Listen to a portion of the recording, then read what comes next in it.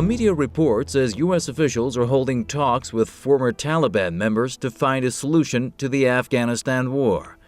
Taliban sources say the talks have happened in Afghanistan, Qatar, and the United Arab Emirates. A U.S. news channel quotes a participant in the Qatar meeting as saying the gatherings were very friendly, with tea and cookies being served.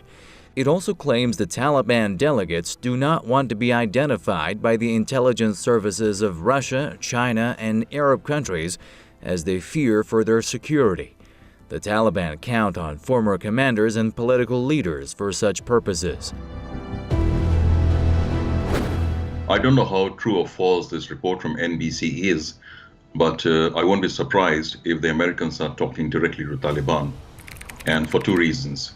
First of all, the Americans have a long history of dealing with dubious groups as Taliban, also because China and Russia are also trying to get involved in Afghanistan. China has been working on some kind of peace deal in Afghanistan. Russia also has been talking to different factions.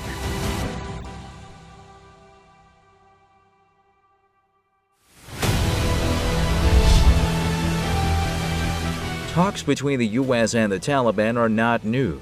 Such negotiations are usually leaked by media outlets, and the Afghan government has been kept in the dark about the matter in the first place. The Afghan government says the talks will only succeed if they involve Kabul. Critics of the U.S. occupation of Afghanistan accuse Washington of hypocrisy over its negotiations with the militants. They say talks with the Taliban question the rationale behind the invasion of Afghanistan. The U.S. launched a military expedition to the country in the wake of the 9/11 attacks of 2001 in New York and Washington.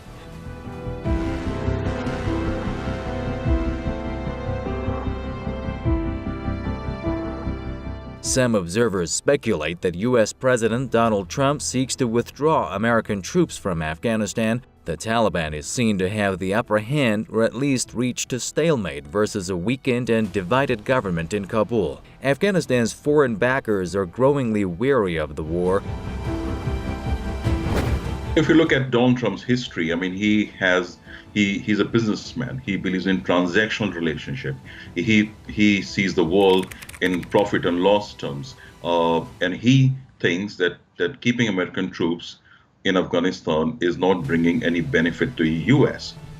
This is a conflict that was several years ago described as an unwinnable war by military experts in the West. Americans have been there in Afghanistan for more than 17 years, and the war is still going on. They have completely failed to bring peace to Afghanistan, and that was never their objective as well.